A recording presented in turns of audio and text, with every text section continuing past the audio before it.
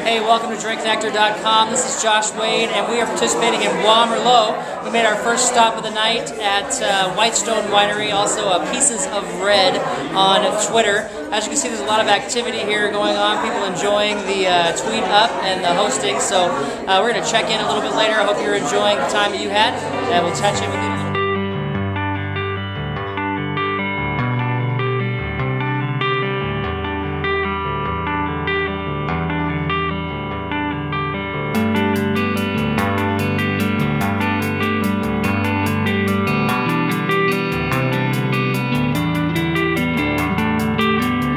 All right, here with Blush Response and John Finn, and they help organize some Spokane tweet-ups at Spo Tweet Up.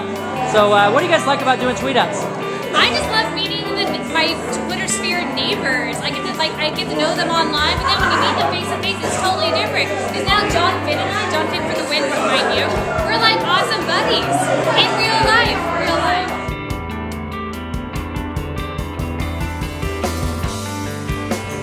All right, so we ended our WAMerlot weekend here at Left Bank Wine Bar. We had a great time, spent some time at Robert Carl's, spent some time at Lone Canary, and off to start the night at Whitestone Winery. Fantastic time talking about tweet-ups and how we can get more tweet-ups here in Spokane. So if you're in Spokane, Washington, and you want to enjoy the company of other people you talk about on Twitter, make sure you're following Spo Tweet Up.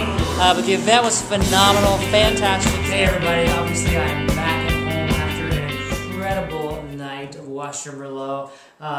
I'm tired, I'm exhausted, but the build-up has been phenomenal, and as Sean, my good friend Sean at Washington Wine Report said, feels like the kid the day after Christmas where you just wiped out and exhausted. But you know, I want to just mention real quick before I get into the wine reviews that I'm tasting is, you know, an event like this is not made successful at all by me.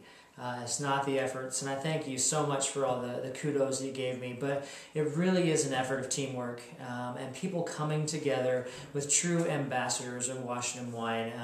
You know, I will not be able to mention them all by name, but you've got Seattle Wine Gal and Sean from Washington Wine Report, Shauna at Shauna425, Luna Bean, Katie, phenomenal. You've got input from Gary V, you've got Wine Library, K Murph. I mean, so many stinking people went in to make this an event a success. So, you know, social media is really a phenomenon. There's so much how a single idea can really make its way all around the world, and I don't think there was really any money spent on marketing this event, and it just really I'm stoked about the turnout. I want to get into the wine reviews. I want to give props to the folks that sent out these samples to me. You got Hogue Winery, one of the oldest wineries in the state, founded in 1982. They produce a ton of grapes here in the state.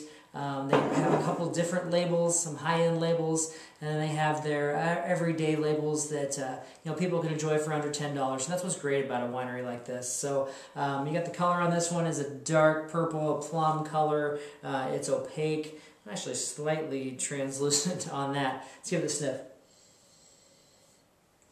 Okay, this wine's had a little bit of time to open up since when I first sampled it earlier. And it's got some nice cherry on there, a subdued amount of chocolate, a little bit of cinnamon that's coming through, so it smells really nice. Now let's give it a sip.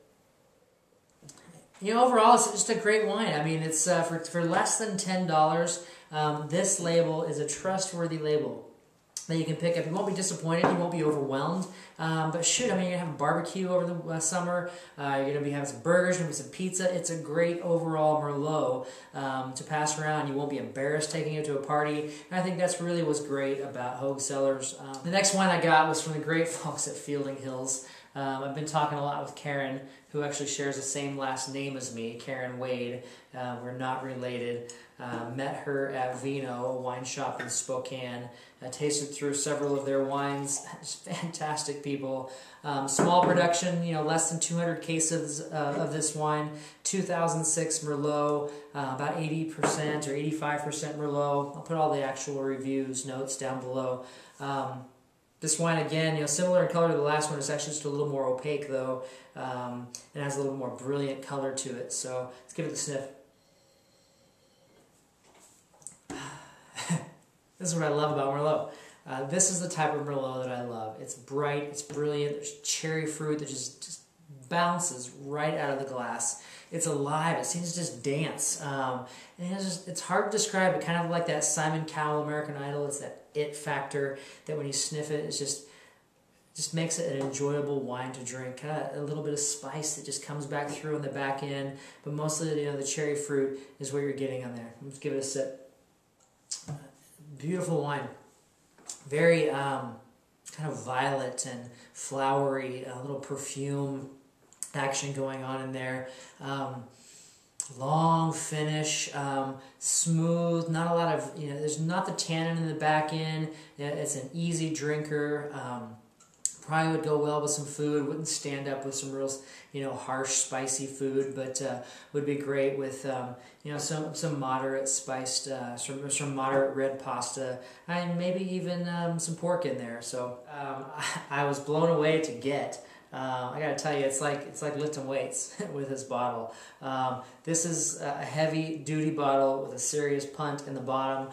This is the Long Shadows family of wines. The Pedestal, 80% Merlot, some Petit Verdot, some Cab in there. Anywhere between 91 and 96 points, depending on the magazine that you subscribe to. Dark, very dark color, extremely opaque, much darker, like 2 shades darker than the other 2 wines. Let's give it a sniff. I watched Gary Vaynerchuk review this wine, and I understand what he's saying about it now. It's oak right there on the front. There's just a bold, dramatic wood, like chewing. I just want to grab a cork and chew on it.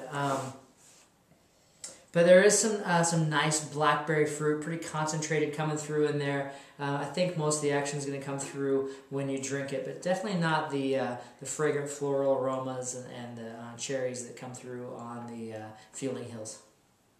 All right, so this is a good one, well made. It's like it's taken everything that it has and is and condensed it and concentrated it down into just a powerful little explosion. So you've got that fruit, that cherry, and right when you drink it, it's like that pill that's just been taken, it just explodes in your mouth all the way around. Huge amounts of cherry, ripe blackberry. You've got a subtle amount of cocoa that starts to come through. The finish is overwhelmingly long. It's still going. Great thing about it is there's a lot of back-end structure, and there's a lot of attention and time went into this wine. You can tell just the balance and what they're going to use to bring out the different characteristics and the flavor structure. I'll post some of the details down below in the notes, but definitely a well-made wine. I can see why it would score so well, and I'm honored to be able to give a chance to be able to taste this for WAMerlot. So, what did you drink on March 25th when Washington Merlot changed the world, kicked the ass out of Miles and Sideways? So this is WAMerlot, and pardon my French, but leave a message, leave a comment, and tell me what you were drinking. And life is always meant to be enjoyed, friends, so watch out for wine blends coming on April 1st, and the first Thursday of every month you can count on a community wine tasting on Twitter. Drink happy.